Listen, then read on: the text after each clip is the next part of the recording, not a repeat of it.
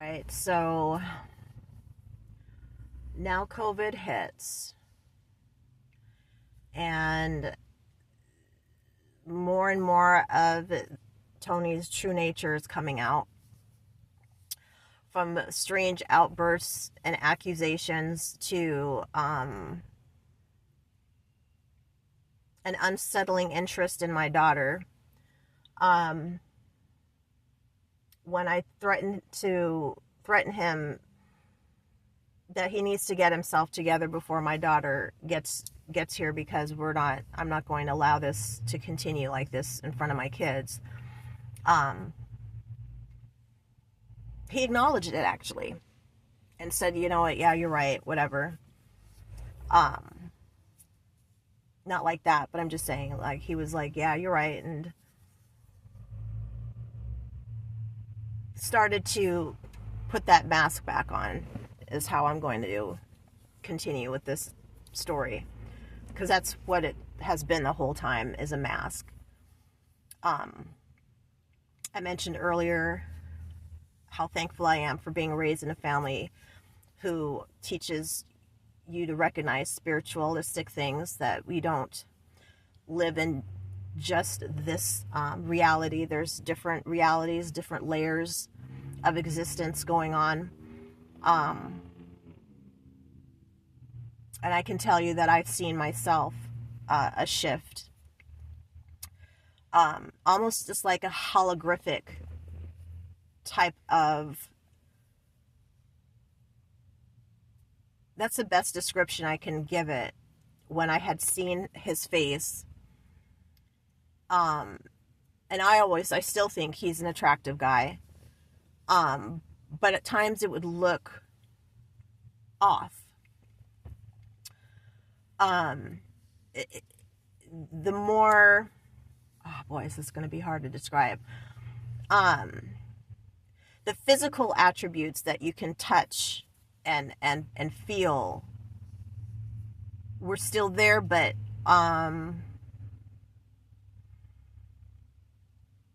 is it exaggerated, might be a word or something, I don't know.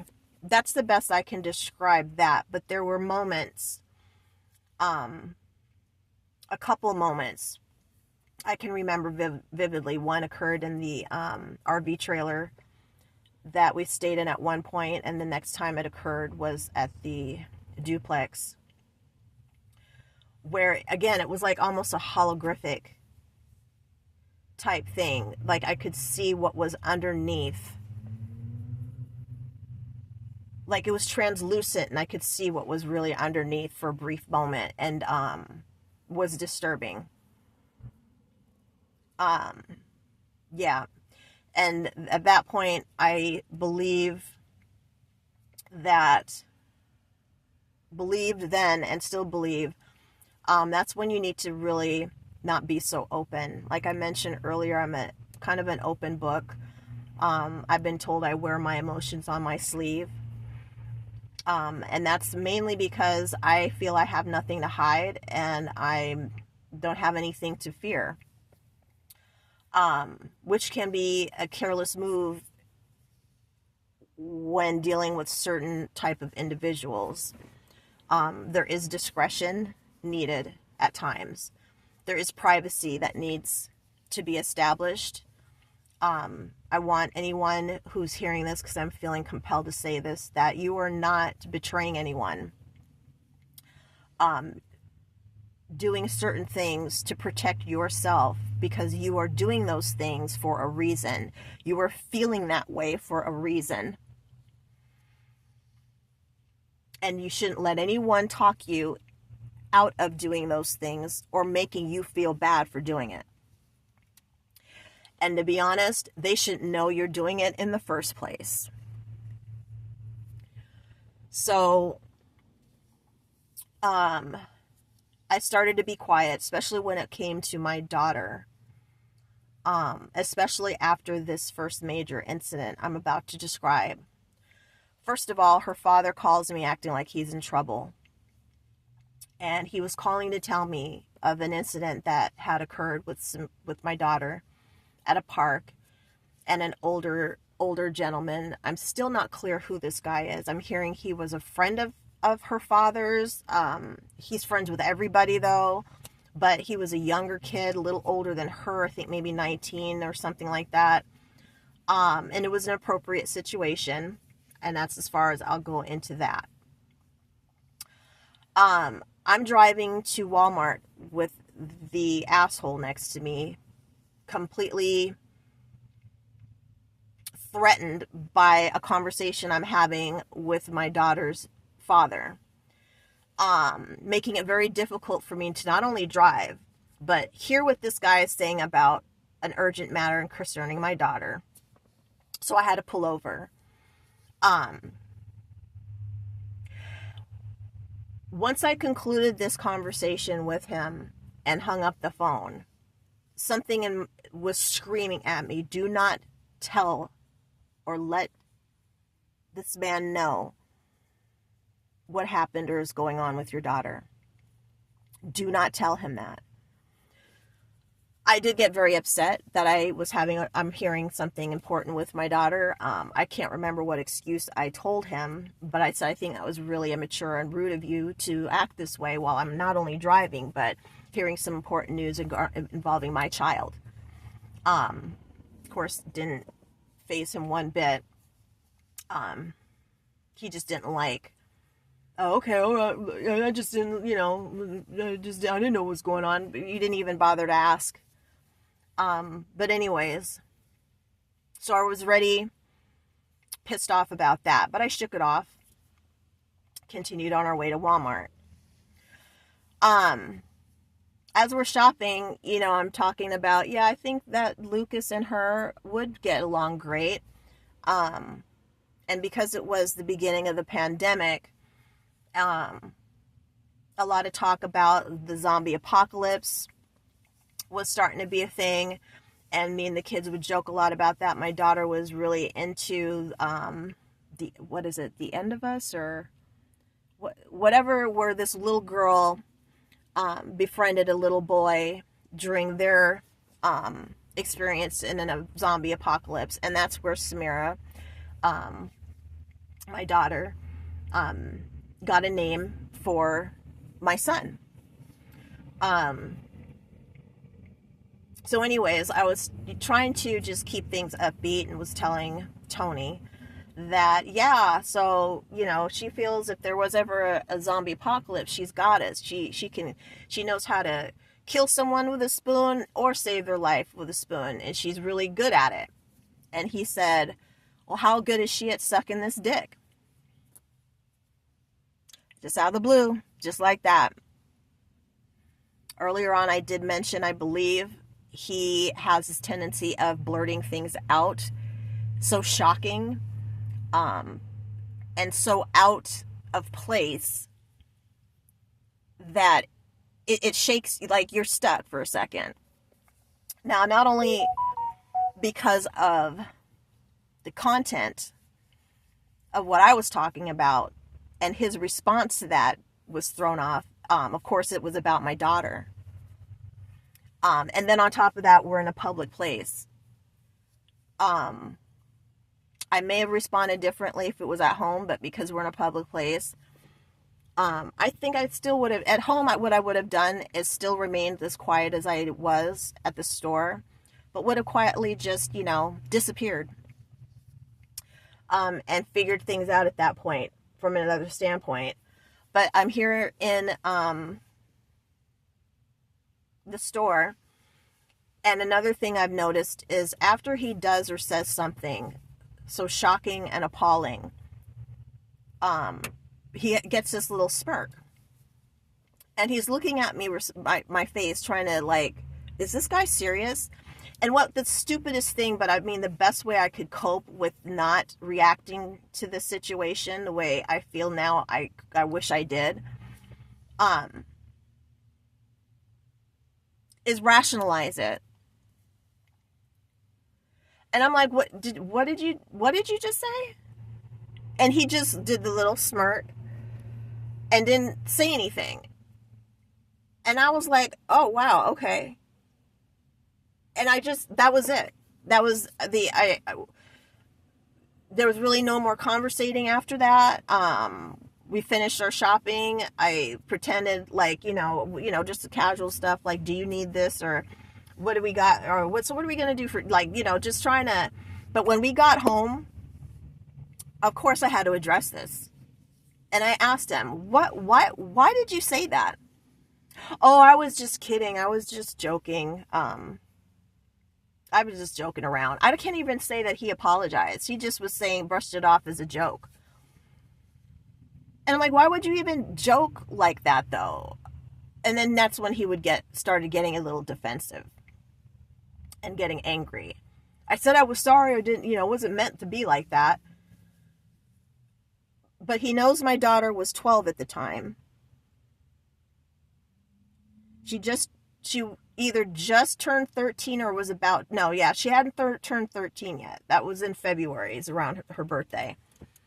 And this was before then.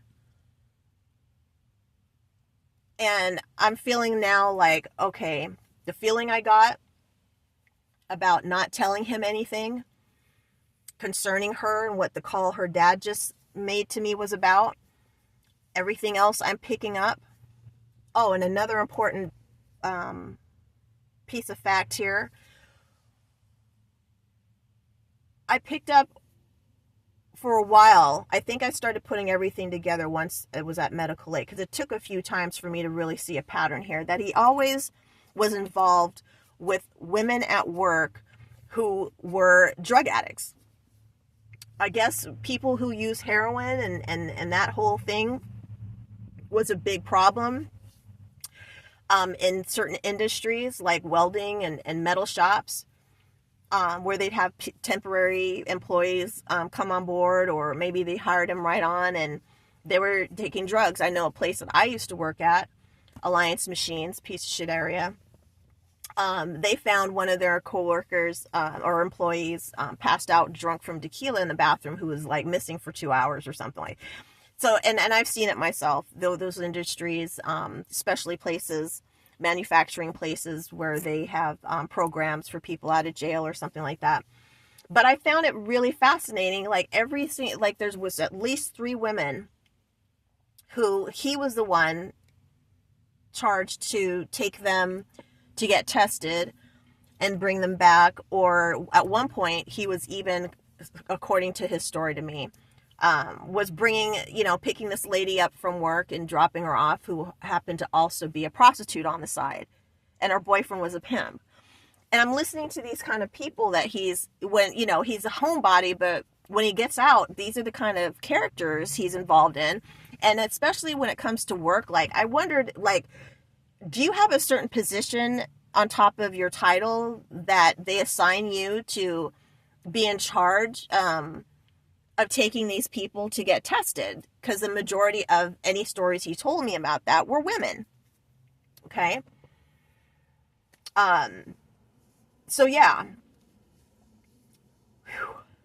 I just needed a minute there. So yeah, the comment about my daughter was another, that wasn't a red flag. That was, confirmation that I need to get the fuck away from this guy. I need to really cut ties with him this time. And I should have done that from the beginning. When I already was in a position to do that, I should have never let him back in. Figuratively and literally speaking. And then again, he's not in touch with his kids. That was a big problem. We would end up in arguments about that. How he could go for months without, I knew about the kids' birthdays, and he wouldn't even call them on their birthday at least. And again, this has been confirmed information because, again, being nosy, checking text messages now. It's Christmas, or the kids are going to at least be able to see you. You don't have to get them presents, like all this. So she was still, and his response or excuse for cutting off his kids the way he did was to make it clear to Denise that he was serious about not wanting to be in a relationship with her. Another fucking hint right there. Because my argument even then was, you don't have to be in a relationship with her to be in a relationship with your kids. And I started wondering if maybe you were the one, he was the one, being weak, and felt that if he, he might end up going back. I don't know. I'm not even going to waste anyone's time right now with again, and this is a habit I need to break out. I'm a very analytical person. I try to figure shit out. And I'm still trying to figure things out. And again, that's you wasting a lot of energy doing that, especially when it comes to answers you're not going to get, and answers that aren't even relevant at this point. All you need to focus on is that there's something very wrong here, and you need to put that energy into making sure you don't become another victim of that. And that's where I started to really get laxed with. I was excited that my kids were coming back and we were all getting involved again. My son was coming back that summer. Spent the 4th of July with us, where another incident occurred when my brother came over. We're all laughing, talking, reminiscing about an auntie who was a known witch or bruja. And we were just laughing and joking about this auntie, sharing stories or whatever. And of course, Tony in the background, not involved in the conversation, but just on the outskirts listening in, which I noticed he always would do. Anytime I'd have my nieces, nephews over, company come by, he would position himself in the kitchen and make like he's cooking something so he could listen and watch and observe instead of just be a part of the situation or part of the, conversation. He'd just be on the outskirts. So that's where he is. And then out of the blue, as we're talking about my auntie, another shocker comment. Yeah, my dad's girlfriend's daughters that I was staying with, one of them used to make me have sex with her and would tell me to do it to her like I like it, or make sure I do it to her like I like it, and just out of the blue. And my son's looking at me, and then he just kind of cuts his eyes at me and looks at my brother. My brother is like at my son. And then my brother and my son decide they're going to go and take a walk around the neighborhood. Take the dog out for a walk. And now my grandbabies were around at the same time too in the living room. So I told Tony, as my son and brother are getting ready to skedaddle, watch what you say around the kids, man. That was really kind of like, where did that come from? We're talking about my auntie and you come up with a story about basically how your stepsister raped you and told you that you better do it like you like it. Like, what the dude? And there's kids around. Little smirk again. Gets a little. Oh no, they weren't listening. The kids weren't. How do you know they're not listening? They're sitting literally inches and feet away from everyone in the living. Like, what the? Despite that, what you said was out of line. No one was. We weren't even like. Where did this come from? Come to find out, I guess his stepsisters were involved in witchcraft. And he told me some of experiences in a spiritual type sense that I'm going to look into, and I'll share with you guys later. And again, with everything, I look forward to the responses and the feedback that I'm getting from these stories.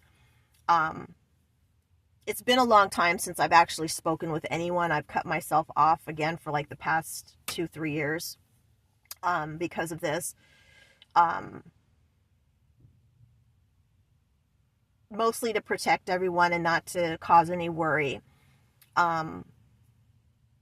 Somewhat out of embarrassment, but always with it in mind, like, okay, this is not going to keep going on forever.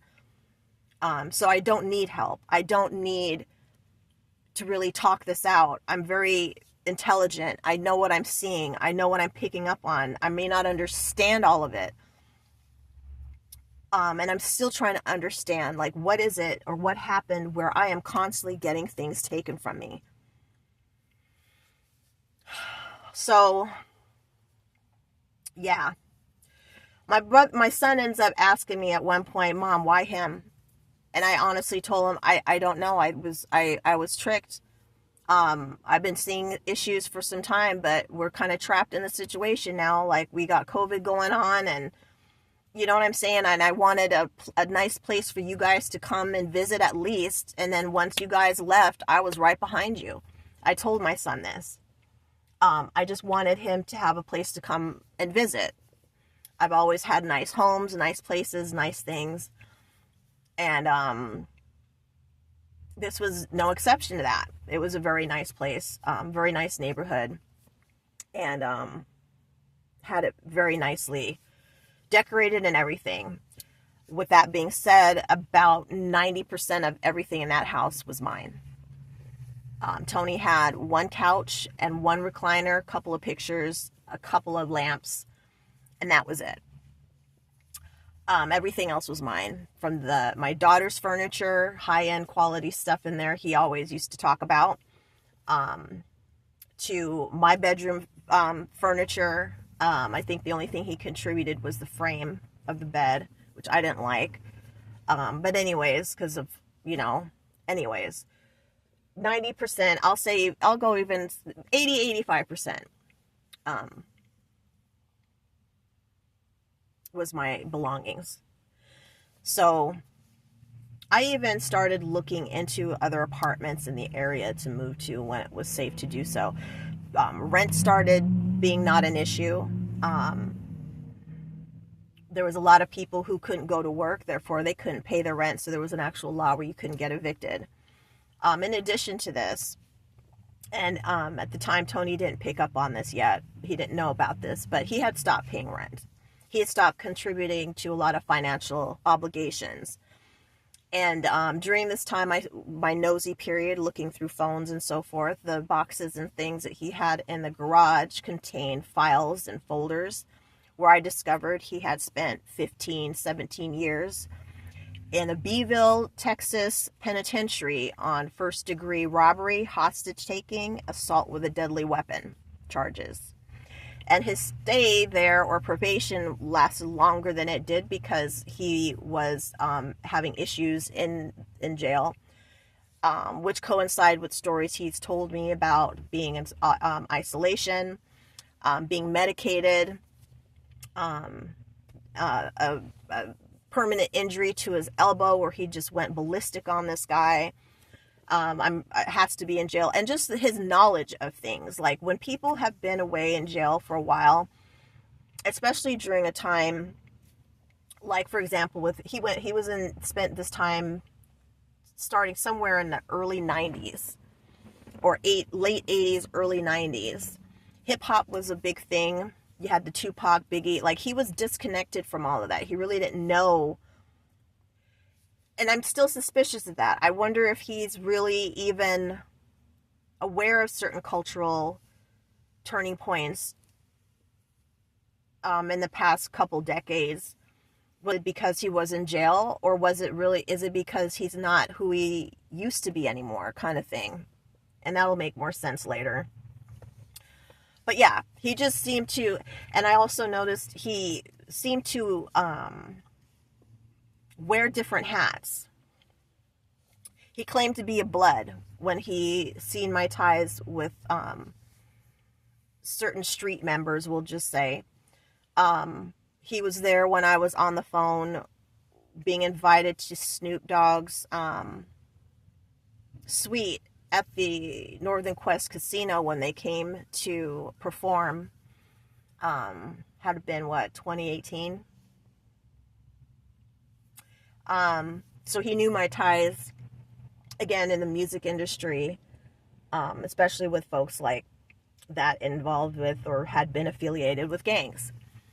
I did find a letter. I'm very suspicious he just wrote to himself that he claims was from a bloodette, some girl who whatever.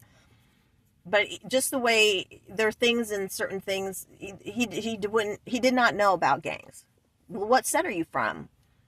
Which blood, or which blood are you? Which blood are you? Like, you Southern blood? Like, there, you know what I mean? He didn't know any of that, and I instantly knew he was lying about this. Okay, it didn't matter anymore. Like, at this point, I already made up my mind. I'm gone.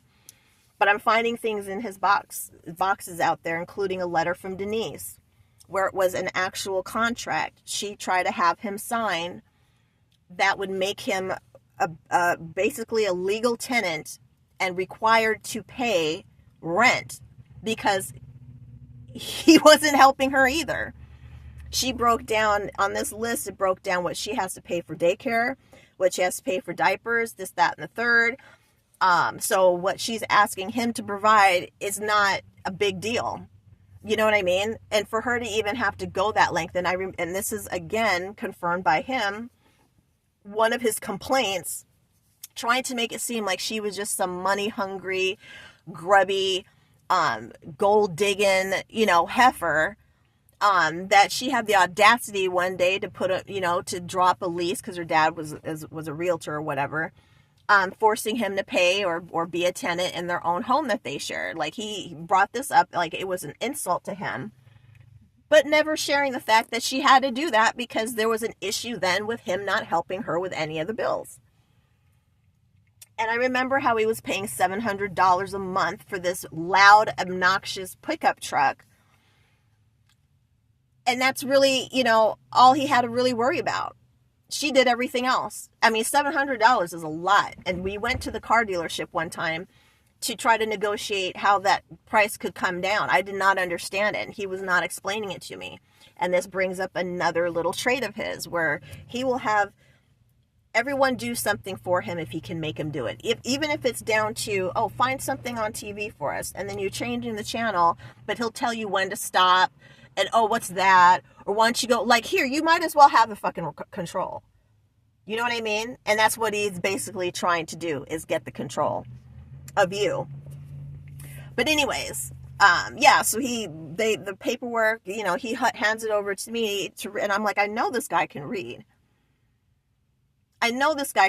Like, what is he doing? And I read as much as I could, but I felt it in my heart, and just from the reaction of the man sitting across from us, watching us, knew that he was kind of trying to show dominance over me to this man, as if to impress him, or maybe, I don't know, help him I don't know. But I ended up getting up and leaving and sitting in the car and waiting after that. Another time he did that is when, towards our breakup, which I noticed is another pattern of his. He did this with Denise as well. Right before he stopped talking with her, he takes her to the gun range. Again, subliminal messages, maybe. He thinks he's being slick about putting something in your head about, what you got. I don't know. But anyways, yeah, so we go to the gun range. And again, you have to fill out these these little forms and acknowledge the rules and whatever. Pushes those over for me to do while he's chopping it up with the guy, like, you know what I mean? Anyways, so when my son asked me why him, I said, I don't know. But what I do know now is, again, trauma makes you vulnerable for more trauma. I saw in this guy what I think I wanted to see, needing that at the time. Even though I didn't want to admit that I needed it at the time, I was prepared to take care of my child on my own. Take care of everything I needed to on my own. But I did also recognize that there could be a possible positive thing coming out of two people working together. It might work. Yeah.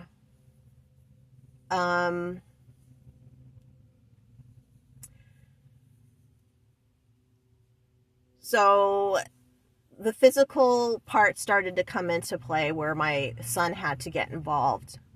The There was an outburst Tony had while we were all trying to watch TV. Another thing he loves to do is disrupt any kind of peace going on. When you're watching a movie or you're watching a show, you usually keep your mouth shut. Everybody can comment on things once in a while or laugh, of course, react or whatever, but to keep going on and on to where, like, okay, we moved on past this point in the movie. Why are we still kind of discussing it? And why are we all have to listen to you go on and on about this particular, it gets, again, controlling factors. And it was getting irritating. It would get to the point where my son wouldn't even say, he'd just get up and leave. Hey, Mom, I'll talk to you. I'm going to go up and try to watch this another time. You know, he'll make little comments like that. And Tony, with the smirk, he knows exactly what he's doing. So this one particular day, we're watching something about Jeffrey Epstein, which seems to be a very hot topic button because every time this man comes up in a conversation with Tony, he's in his defense. He blames the women. Oh, they should have known what they were doing. Oh, really? At 12, 13, 14? Oh, I did. I knew what I was doing at that age. Yeah, you might know what sex is about, but you're not mature enough to handle it yet. And to suggest that as a little girl, especially if you're in a desperate situation, I guess, you know, being taken advantage of is their fault. It became an argument every time. But anyway, so the Jeffrey Epstein thing first comes out now, about him getting arrested. He hadn't died yet. But we're conversating back and forth, and there was something else. It was like a series of stories, and another story had to do with a school out, I want to say Australia, but there was a school shooting where this kid who was whose parents were politically tied. He was like not an elite, but you know, his dad a governor, a prime minister, something like that. And he went to this school where exchange students went, it was also politically kind of a political school. You know, you got those charter schools and those STEM schools, kind of focused on certain type of things. This was focused on political, you know, aspirations of these kids or whatever. And he goes and he shoots up this island. And I'm reading things from actual articles that Tony feels he has to challenge or debate. And my son even saying at some point, dude, like, why do you got to argue about everything she makes a statement about? This is actual facts that she's reading. It's not something she's just making up and you know, trying to understand again the motive behind this guy constantly disrupting what we're watching on TV.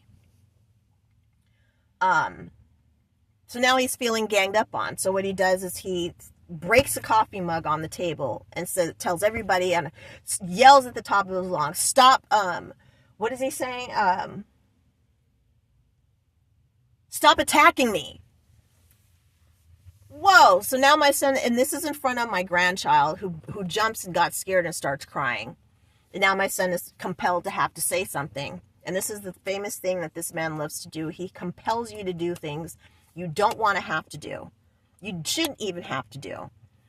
And my son takes him to the side and talks to him like a man.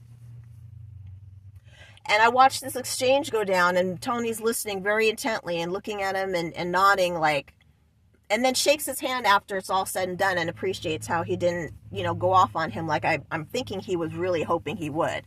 Like he thought my son was going to be the type of black man raised where he just jumps into fist fights and gets physically and verbally and just all this very violent. But no. And he shakes his hand. And that's actually, let me just speak on what he had said about, what Tony said about my daughter in Walmart. And I confront him later on. He does the same thing to me. Thanks me for choosing to speak with him directly about it first and work it out instead of go off like I should have. But yeah, that's again to give a clear picture of the characters in play right here. So after that outburst and my son checking him like a gentleman, that didn't stop. I mean, things kind of calmed down for a little bit, but like ebb and flows. Okay, he got a reaction. He got something going on where everybody's uncomfortable now and everyone's disturbed by this guy now. He's going to play it cool for a little bit. Then arguments would start with us. More accusations. So all the things that I told him and warned him about that he should get together, that he acknowledged and agreed he would get it together before my daughter came, he's doing again. Famous thing he likes to do is just talk. Doesn't matter what you say. When what he's saying is designed to make you feel defensive. So you have to speak up at some point and be like, what are you talking about? Or, you know, it doesn't matter. And it doesn't matter what kind of common sense you offer this man, what kind of logical explanations to stop him from being on that train of thought. Doesn't matter. He's going to keep going. It doesn't matter if you're tired. It doesn't matter if you have company over. It doesn't matter if people are trying to sleep. He will even in the words of his other kid's mother, Denise, he will cut his nose to spite his face. So even if he has to go to work the next morning, his damn self, he is still going to cause disruption till 1, 2, 3 o'clock in the morning, maybe not even get any sleep at all, just to get that, just to fill up his tummy, I would say. Okay, now you got an argument out of me, and I would do everything in my power to ignore it. I started learning what his trigger things were, trigger tactics were, and I would be able to ignore it for the most part. But again, he will find something, and he will stoop to any low to get the reaction he wants from you, and then let it fill him up.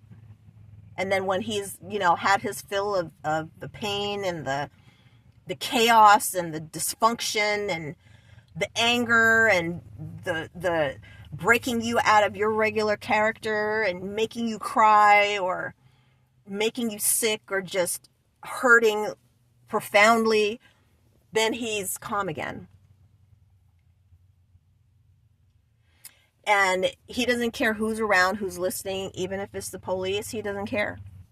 My son would tell him, would you shut the fuck up one evening? When I'm laying there like, I'm tired. Can we just please, can we go to sleep? Don't you have to work in the morning?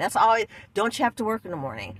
And then I'd just be quiet and try to tune it out. But, my son and my grandbabies are in the room down the hall who can hear everything, where my son is getting irritated. And then he would still have to say, and it was almost like he was fighting to stop talking sometimes. It was the weirdest thing. Anyways, things escalated to the point where he finally put his hands on me. And he pushed me so hard, my teeth shattered, and it broke a tooth that was already broken, remember? Trauma makes you vulnerable for more trauma. So I broke this tooth a long time ago, and this is fake. Half of it, more than half of it now.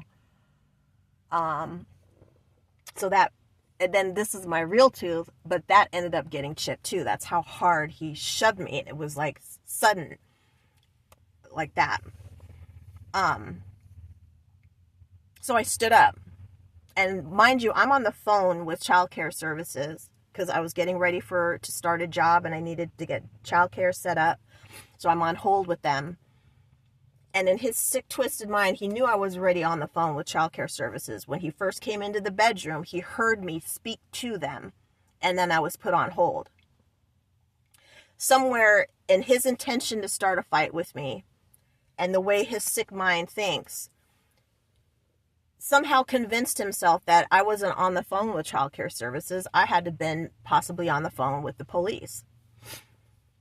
So when I stood up to get ready to defend myself, I'm still on hold.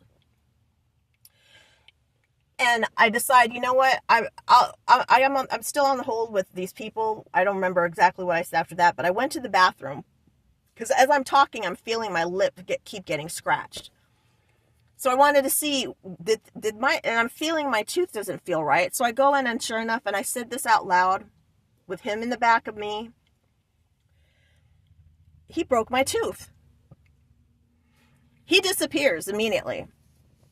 And this is where I know he, in his mind, because this was his excuse later, that he was told by his friend that he should call the police first. So what he does is he goes downstairs immediately. Childcare gets back on the phone. I finish my call with them. Come downstairs. Now my son is in the living room watching or playing a video game with my grandbaby. He said he saw Tony come down the stairs and go straight to the garage. Nothing was wrong with his face. Tony disappears in the garage, and the next time we see him is when the police show up, saying that I assaulted him, and he had a busted lip all of a sudden from where I assaulted him. Now, what that man did was he went to the garage and hit himself with one of his tools in there. And because he felt that I was on the phone with police instead of childcare, like I said, and even regardless, I would have had the right to call the police because he broke my fucking tooth, thought I was going to do that. Now, I was raised never to involve the police in too much of anything. I've been around people who handle their business between themselves. I've been raised to keep the court out of your family life. And you don't need the government to be able to assist or manage your home. Meaning welfare, food stamps, etc. like that. As soon as you get the government involved in any kind of way, I mean, they're not there for your benefit, basically. And if you need their benefits, you're going to pay for it in one way or another. But anyways, so I had no plans on calling the police. I already knew I was leaving. And to be stuck in a situation where I'm going to court over charges over this guy that I wanted to press or whatever, I was trying to make a clean cut. So police weren't going to be involved. They didn't have to be involved. This tooth, I can get it fixed anyways. It wasn't a big deal. It wasn't in front of the kids. And I knew that was going to be the first of an event that would have been the last had things not turned out the way they did. So now remember the DUI that I got here that I started to fight because of a DUI that's, on my record from Michigan. I'm still looking for an attorney at this point and actually had an appointment to see one to help get those DUI charges dropped or taken care of or whatever. Tony knew about this. So what he did was, knowing that I had this DUI still unresolved, and literally I had an appointment with the attorney the next day, sets up this fight to have me arrested under assault charges. Because if anything, the DUI would really get the police to think, oh yeah, she's out of control. She's got some issues going on here. She probably really did do this. And to be honest, the police didn't even believe that. They said, unfortunately, because you do have a DUI situation that you need to take care of. I think it was in warrant status at that point. We have to, take you in on that at least. But from your statement from your son and what we see and blah, blah, blah, blah, blah, they didn't believe that I actually assaulted this man. And they could tell. They said they took a picture of my face, the way he said I headbutted him or whatever. There was nothing to indicate that would have occurred for the injury he had on his lip. It was clear that whatever he hit himself with was a tool of some kind. It was not skin on skin or hand, knuckle on, it wasn't like that. Now, lucky for me, because I had this appointment the next day, that attorney decided to come and see me in jail. And even the way he was introduced himself, and I'm telling you all this is relevant. He shoves his fist up by the wall or the glass like this while we're in visit, and shows me a ring. That's what he was doing. And asks, "Do you have a problem with this?" And I'm like, "You're Islamic?" I mean, or whatever. I forgot what it was. Something in that realm of Islam, but it was more of it was a Jew. I forgot what it had to do with Judaism, I think. But anyways, it wasn't the Star of David on there, was it? Anyways, it was so aggressive and just like, I was like, whoa, okay. But I loved his flamboyancy. I loved his aggression. I liked his arrogance and his cockiness. I thought it would be a perfect fit against Tony. And then, of course, the way he moved and his gold-plated cards, he was going to be able to help me with this DUI lickety-split, no problem. I didn't like the way he was handling the DUI. He had me come to his office a couple of times where he showed me pictures of this woman he was engaged to who happened to be the judge's niece. I don't know what conflict of interest is at that point, but I felt that was kind of a conflict of interest, and it explained why he would tippy-toe around during court proceedings with this judge. And they always had this secret banter that let me know, they're having dinner later on that evening or something like that. And I don't know if anyone else in the courtroom picked up on this, but I did, because this man told me he was dating this woman, this judge's niece. So I felt he seemed like a very ambitious person to get to a certain level and didn't want to ruffle any feathers or step on any toes. So I felt it was best that and he told me that, we got to do this and that for the DUI. I'm like, I'm telling you, I wasn't even drunk. This isn't fair. There's different laws. My brother was pointing out, I should mention to this attorney that would have helped me out with the DUI. And he just wouldn't take any chances, it seemed, or just be as aggressive as I felt he should.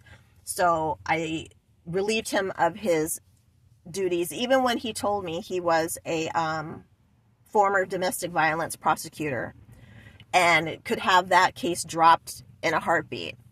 It was so easy at that point for him to do, and I agree with that. The evidence was there. At the time, I still hadn't learned that this Tony guy had 2 previous domestic violence cases.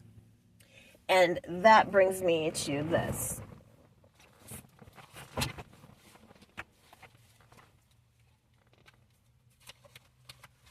So to wrap this up, I just want to, again, disclose that anything that I share about this whole case, any of the stories that I share, if I can't get into details or provide anything about that yet, there's a reason for it, because at this point, I am preparing this case for judicial review on the conduct of the attorney involved and just the way this whole system has worked. There is a detective involved in this case as well. But another thing I've learned through domestic violence advocates is to document everything.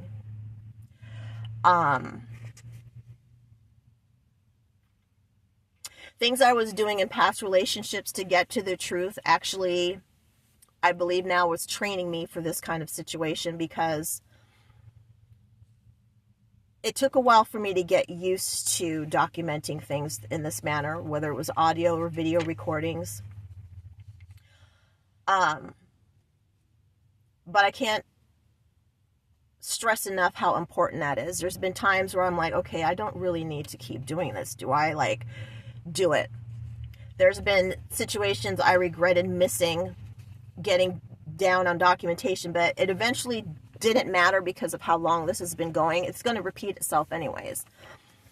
But I feel that sometimes I wonder how much more I could have done then, that I of course didn't know I could have done, that maybe could have ended this sooner.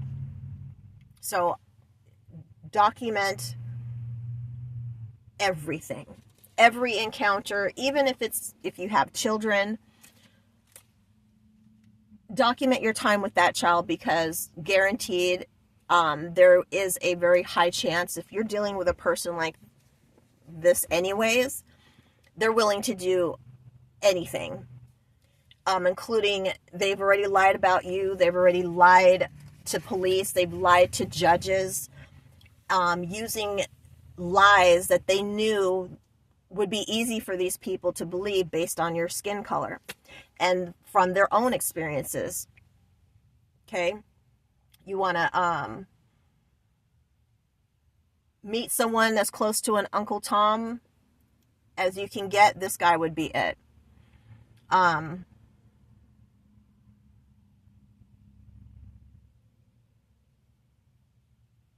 I almost have him more pegged towards that butler in Django. I can't think of his name right now.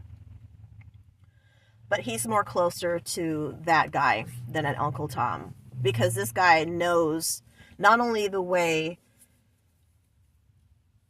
the plantation owners felt and thought about black people, he contributed to inflicting pain on his knowledge of black people.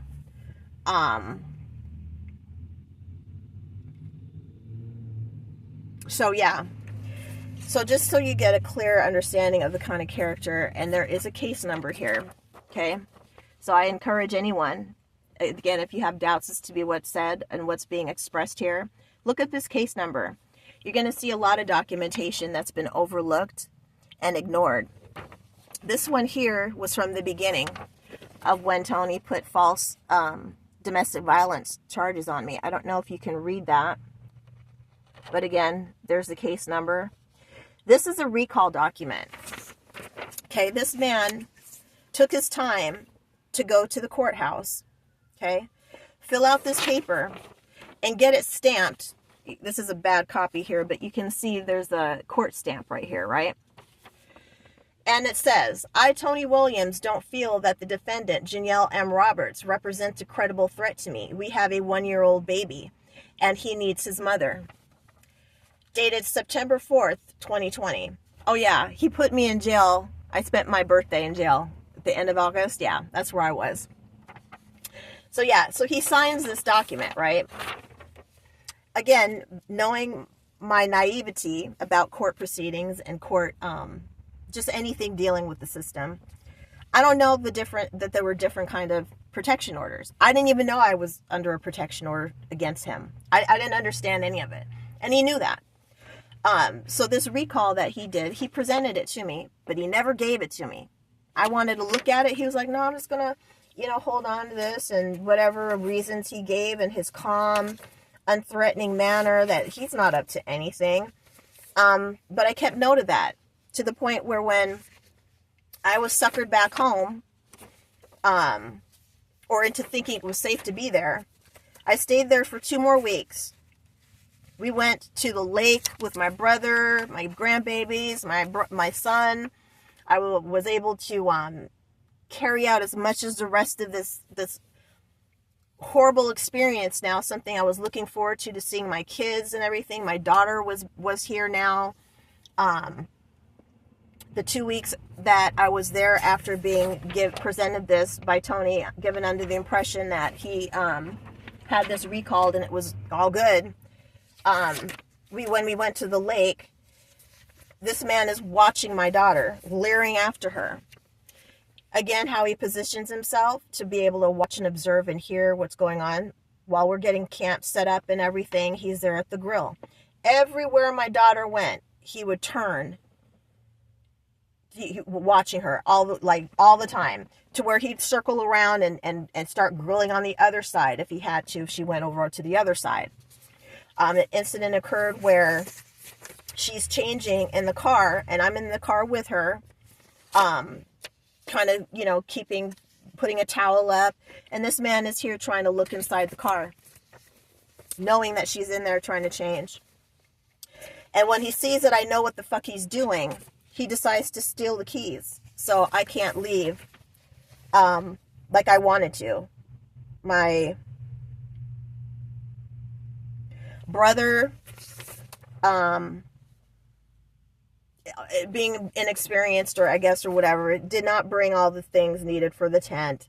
It was just becoming a total, I'm sure everybody was just screwed up under this weird energy at this point. Nobody wanted Tony there. And he knew it.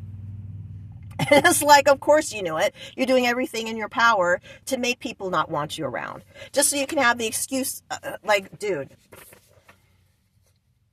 Yeah. So we get into an argument on the way, and my brother and my son I never told them the other things that I was seeing him do. Like adjust himself in front of my daughter, trying to keep eye contact with her. He did it not once, but twice. The second time, I didn't care who was around. I went off. Thank goodness my son was out in the back porch grilling. I don't think my brother was around at that time. But I said, what the fuck are you doing, dude? Oh, I'm just adjusting myself. And he wasn't adjusting himself. I said, really, twice? You got to do that while trying to lock eyes with my daughter, who's now hiding behind me or went upstairs to her room at this point, feeling very uncomfortable. Games.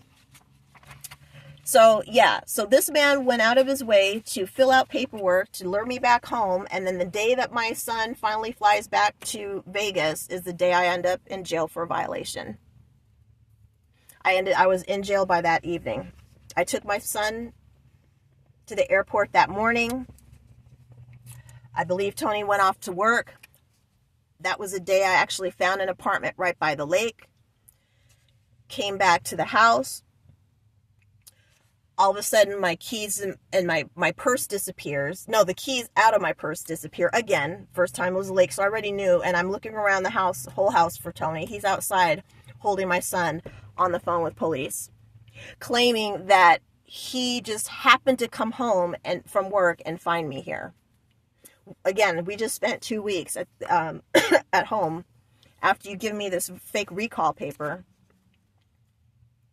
Spent time at the lake. I drove to halfway to Seattle to drop the babies off to their mom with my son.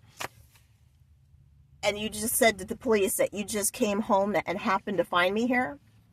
Again, I'm not understanding, and I told the police that evening. I know there's protection orders, but I don't know what this kind of protection order meant, that instantly I'd go to jail if I was around him. And by the way, this is what he gave me. This is what he showed me. And at the time, I didn't have a physical copy. I had to get my son to take a picture of it. Keep it for safekeeping in his phone, because when I did get the copy he was trying to keep from me, Tony, he just wanted to show it to me, it disappeared. So I'm glad I at least had the sense to have my son take a picture of it, so in case anything happens, I got that. And I showed the police. And the police tell me, this guy seems to be a really bad dude, and I apologize, we still have to take you in, because he might have filled that document out and had the court stamp it, but he never filed it. That's the type of person that I'm dealing with here. He puts false DV charges on me because he knows I'm planning to leave. Then sets me up for a violation to make it even more difficult of a case to kind of beat, I had not fired my attorney at that time yet. After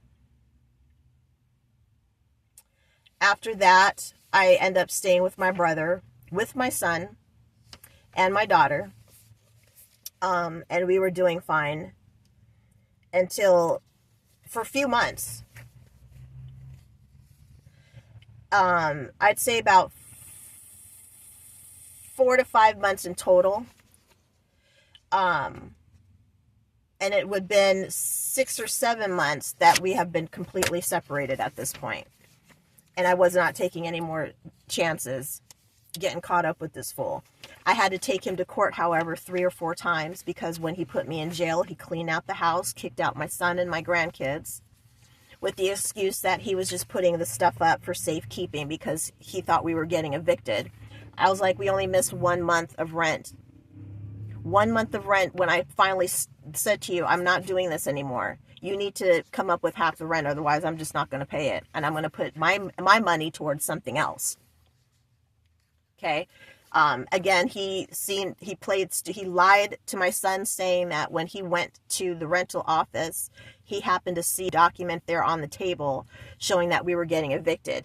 Again, the laws already had kicked in that no one is going to get evicted. We only had 1 month behind rent, and that month hadn't even been up yet. I think it was just a few weeks, like 1 more week of that month that I didn't pay. That was it. No cause for any eviction at that point, in any way, shape, or form. But my son, I think he was just so disgusted about the whole situation, he just did not care, and didn't do anything about, which upsets me, to protect my belongings or the household, whatever. And that's just kind of how he is. I think he could have done a little bit more, but again, he's not knowing what to believe at this point, and I can understand that. I did explain that to him. And at that point, it did start circulating in the news that people weren't allowed to get evicted at this point because it was so bad. Again, people couldn't go to work because of the pandemic, so they couldn't pay bills, let alone rent. But he used that as an excuse, and I think actually he knew about the rent situation. But anyways, so yeah, I had to, and then when I did get the order to get my stuff back, he ignored the first court order, ignored the second court order, and actually found me and my daughter, bumped into us on the highway 2 there, pulled us over, and was actually driving a pickup truck with some of my belongings in it, and convinced me, oh, I can bring this to your storage unit, because that's where me and my daughter were heading to, is a storage unit. And something told me, like, don't show him where that storage unit is. But I wanted my stuff. So I drove around a bit. I stopped at one place and was like, okay, Dad, this isn't, let me just go ahead. I called ahead to the place at the storage unit that I was at. We stopped at the Maverick gas station right down the street from the casino, because the storage unit I had was on the other side of the casino, on that same street. And gave him a heads up of what was going to happen. They had a gate and everything, so I just wanted them to be sure. And they had an order, actually. I gave them a court order banning him, like, once I get my stuff, part of that order is that they're not allowed around your storage unit if this person comes up saying that, you know what I mean? So they had that court order anyway.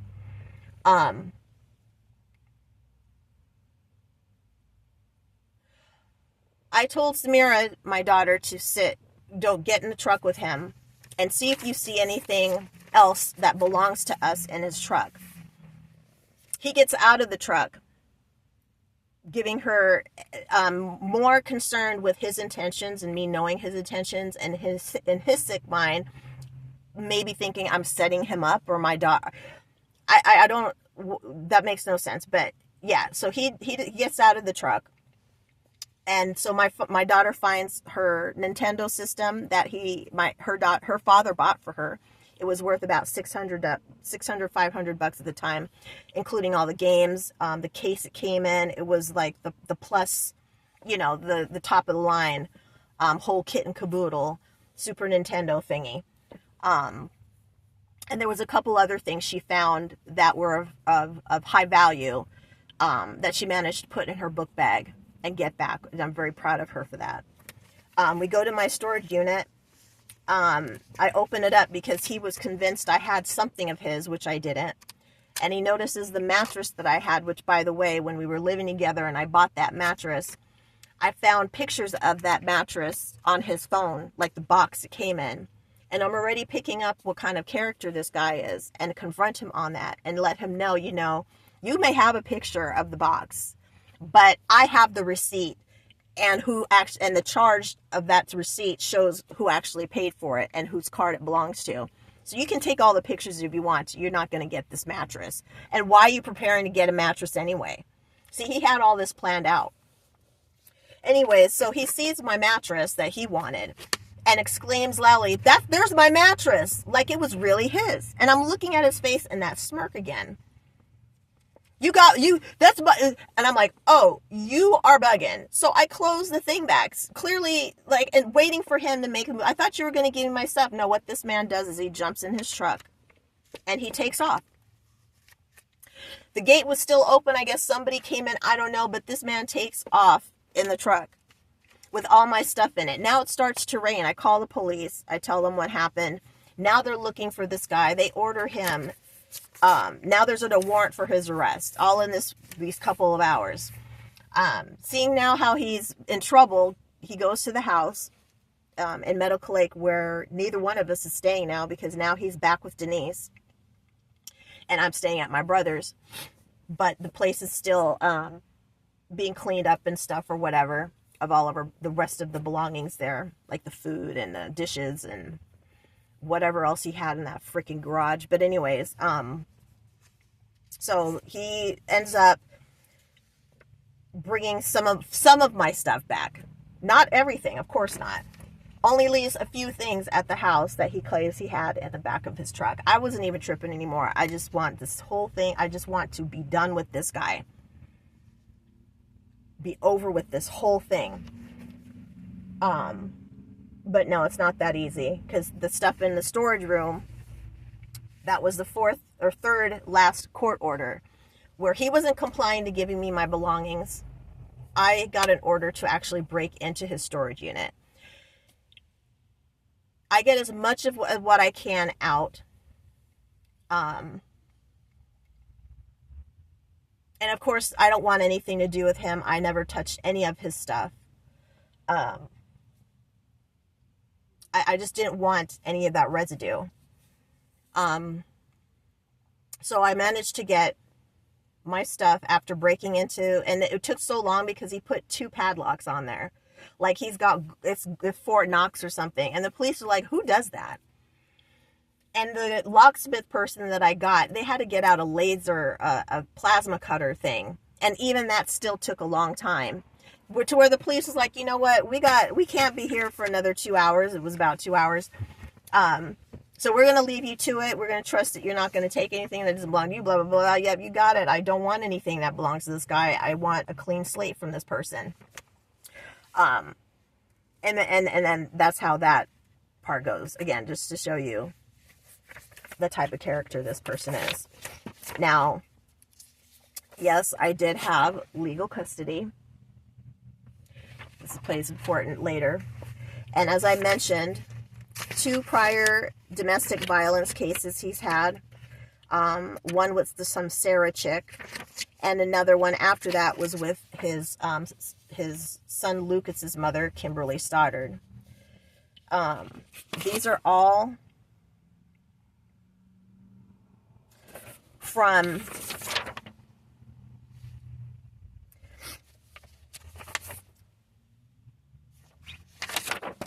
declarations from her mother and herself recounting. And again, here's the court number. You can look this up at.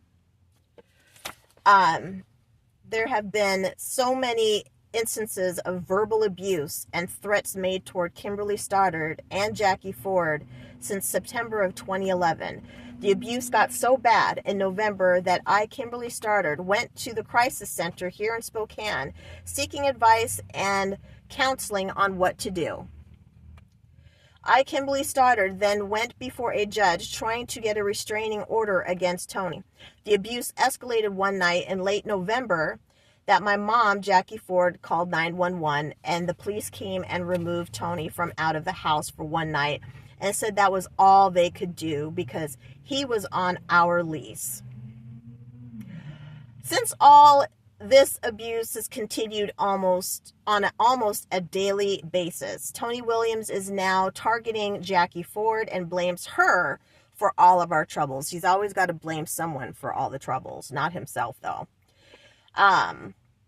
When this is not true.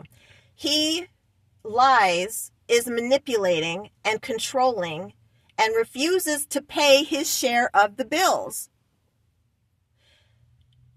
Stating, well, I mow the lawn and take out the garbage, so he doesn't have to pay the bills. I forgot about this part. That she had issues with him paying bills too.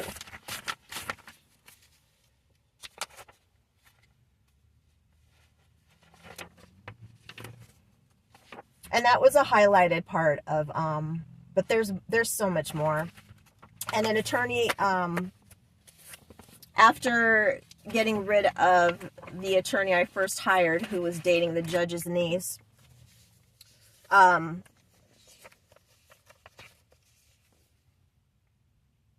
would shop around for attorneys, and there was one who actually pointed some things of this out to me, saying how eerily similar my case sounds to the previous case with Kimberly Stoddard. And I agreed, because some of the things he would accuse me of doing, he would tell me that Kim did to him. She was dating somebody behind his back. She was pretending to be doing schoolwork or whatever on the computer when she was actually communicating with this guy or some weird stuff. And there'd been times where I would be getting myself certified for the medical field position I was in, and I couldn't do it. He would constantly interrupt. He would choose that time to make me come and eat dinner, even when I'd be like, okay, I'll be down in a sec, or I'll come and eat dinner, and then have to go right back to doing. He hated that. I would try to include him in my studies. Can you help me and test, I got a test coming up. Can you help me practice for these tests? Nope. Okay. But yeah, pattern of behavior. I think for now I'm going to take a pause because it's going to start getting more intense here in a little bit, and I need to get some things done, including arranging how to edit or whatever and get this out to you guys. I was warning you guys from the beginning. This is going to be pretty raw. I don't have time for little editing tricks and stuff like that. I am honestly anticipating a time here coming up very soon where I am going to go live. I had made threats of doing that last year and regret not doing it because he would definitely be in jail right now. This involves a carotid restraint he did to me that I thought I was just, it's a regular choke out type thing. No. And I remember it being more practiced or precisioned than just like grabbing someone and, wrestling with them or something like that. And I think that's why the police, out of my description, told me what it's actually called. The first time I've ever heard of anything like that, and I could have died, being that it doesn't take you to be in that, being held that long for you to lose your life.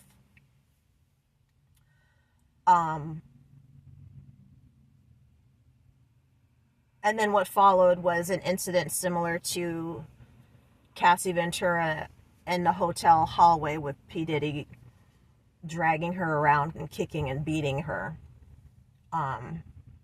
That part I did get audio of, but prior to that, as I'm recouping in the bathroom with my feet against the door, again, trying to wrap my brain around what just happened and not feeling right. I wasn't feeling right.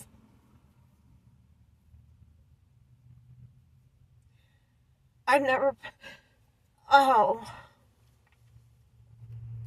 had anything like that done to me, and I nearly lost consciousness, which actually I did lose consciousness, but I wasn't knocked out. I think if I did lose complete consciousness, I wouldn't be here right now talking.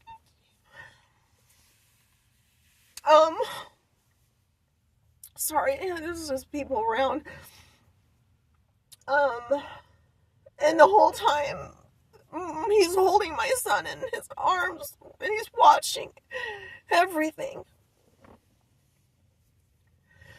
But the videos that I have of this, you'll see I'm holding my phone, and you can see my feet, trying to, keep the door closed as I'm kind of regaining my composure, and I'm threatening, like I'm on live, I'm on Instagram, but I'm not. Because I'm thinking, just bluff you know what I mean? Just bluff, and he'll snap out of it. No. Because as soon as he came through that door, and he saw me holding up the phone, and I was recording, but just not on live or on Instagram like that.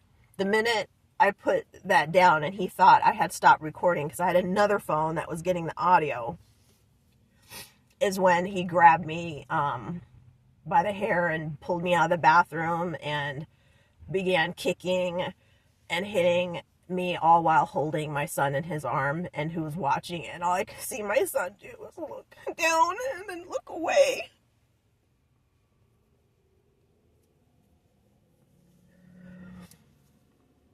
And believe it or not, This is the man that the court found was capable of having custody of my son. I don't have any record except a DUI from back in 2015 or something. No assaults, no history of domestic violence except for one assault back in the 90s that I was a victim of. This man has a record. Changed his name from Marthini to Williams in an attempt to kind of conceal his history. So he could continue abusing women that he hates so much. And the crazy thing is that, again, what I just shared of this case with Kimberly Stoddard, it's on public record. That's how I got it. Matter of fact, again, not knowing anything about the system, how it works, what you can access, what you can't access, that was provided to me by my first DV advocate after the strangulation. She showed me how to go online and pull up this information. And I never knew. I hadn't read those before. I didn't know any details about it. I just knew that he had a case. I just never seen it or actually read it.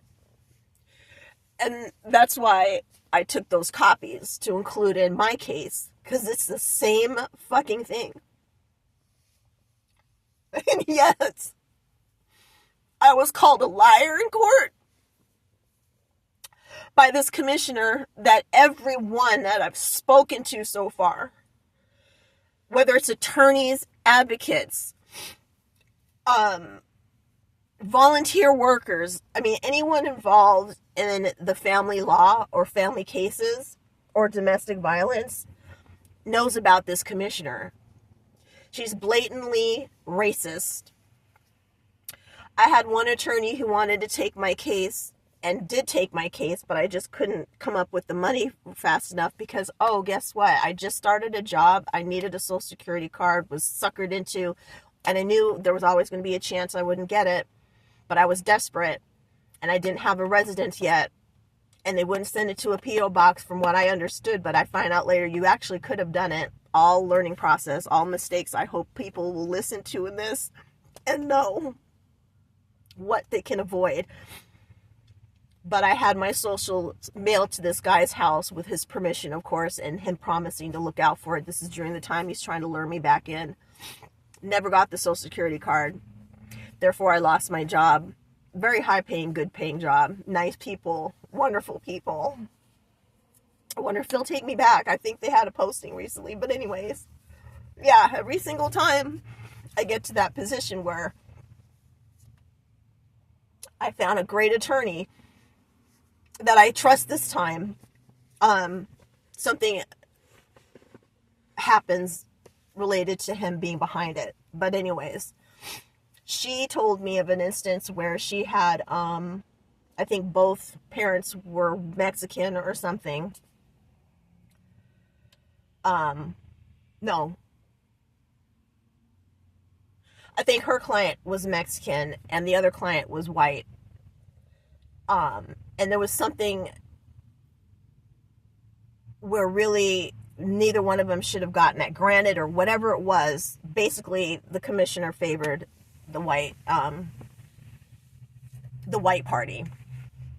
I've heard this over and over again. I've seen it myself. An attorney, I ended up the second attorney I'll get into later, involved used to be her neighbor and confirmed to me as well. Not only she was racist, but so was he. He ends up having a falling out with his paralegal who decides to go back to Arkansas or something like that. And I never quite liked him. He would snap at me sometimes, and one day in the lobby, I'm watching him handle two other clients that came in who were Hispanic. It was two women. One knew how to speak English and was the translator. He wouldn't even get their name right. So they had to come. That's why they came to the office, because they had to sign some paperwork that he messed up. And then she notices again that the name wasn't right. So I heard her point that out, and I'm like thinking to myself, did I make the right choice here? Where this guy doesn't even have the names of his clients right. He comes in to sign off on an error he already made for them to find another error having to do with their name. So that was one red flag with this one. And I'll get more into that attorney later, because he was introduced to me by the Moderate Means program. And the Moderate Means program have attorneys that will take cases at half price, or, will work with you with financial, who are going, like, dealing with financial stress, especially having to maneuver through this whole court system. But I'm starting to learn, or at least the opinion I've gotten is these attorneys, for the most part, have already been in trouble. And participating in these programs like this is helping them retain their license by you know what I mean? Like, they got caught doing something wrong. And sure enough, this guy was caught for fleecing his clients, which is what he was starting to do with me. But anyways, he had a relationship with this commissioner. And then other attorneys that have looked over this case, one in particular knew exactly what she was saying from off the top, how I was denied being heard. And I never had any opportunities to really speak. When I did try to take my opportunity to speak, I was either cut off or told not to. Totally ignored, brushed off. It didn't matter how much evidence I had to prove what I'm saying, which I've learned at this point that no matter whatever I say, especially during this, I can back it up. There's some kind of documentation, some kind of evidence to support what I'm saying. That at this stage in all of this, isn't just me saying it. Schools, daycares, and other people have noticed something is very wrong, especially involving my child. So right now I'm gearing up to speak with the CPS worker who has now been assigned again for the third time. Different CPS worker. The one before this was fired or just left the job. I don't remember. The first time wasn't really being taken that serious. That was before, I believe, the strangulation. But after the strangulation, and just on that note, I need to show something too. This is a referral from the hospital.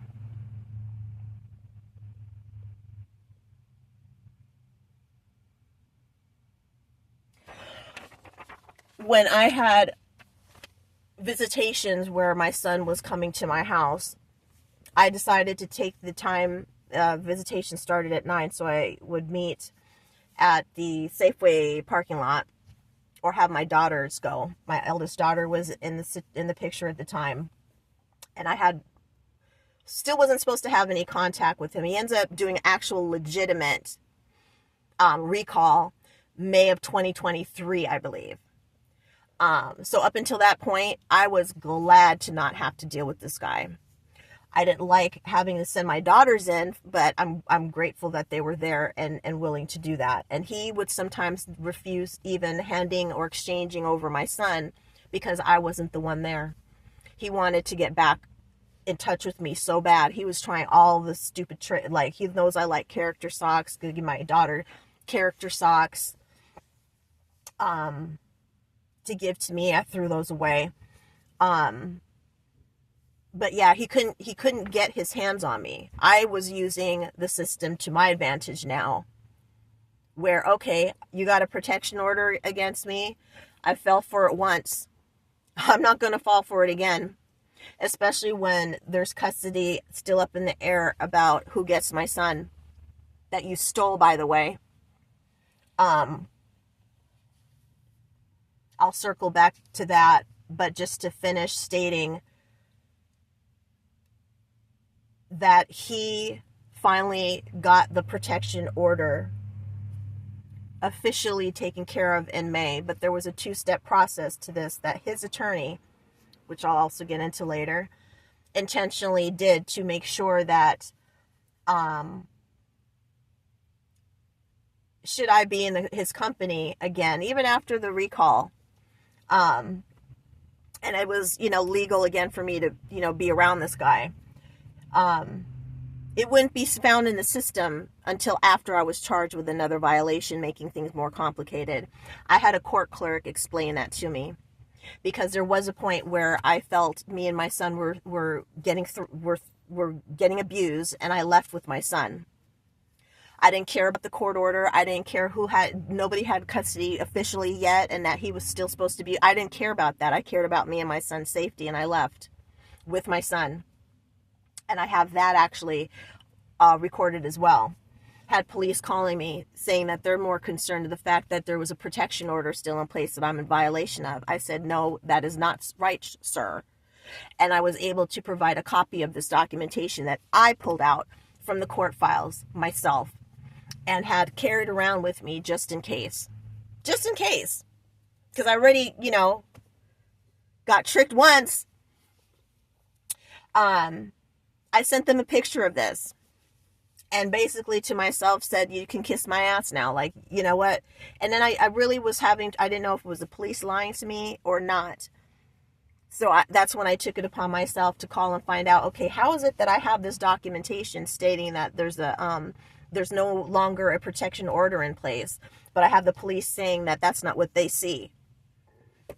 Does her little thing on the system, pulls up the fact that, oh yeah, there's a two-step process. Once the order is granted, it gets filed within that court, but then the attorney is supposed to file it in this system so that the police, it's no longer in their database, when they pull up to see if you got a warrant or whatever, it's removed from that database. She didn't do that, implying very heavily that she did that on purpose, and I believe that, especially with the stuff I'll share in a little bit.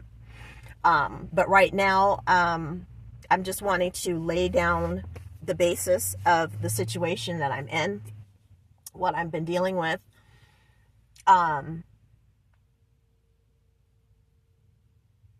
realize that I'm opening myself up to a lot of knuckleheads or people out there that just like to be dicks. And at this point, I'm hoping there is no reason given for them to have anything negative or disrespectful to say. I'm looking more forward to any help that's out there, the support, of course, and just providing some insight to anyone else experiencing this on the things that I made mistakes of, not knowing any better, and how to kind of learn the hard way. I'm also realizing I'm used to being given the benefit of the doubt, because I can prove that I'm worth being given that benefit of the doubt. But when you're portrayed to certain people who like to think about certain people in a certain way, that becomes harder. Even when that benefit of the doubt is by law your right to have been given.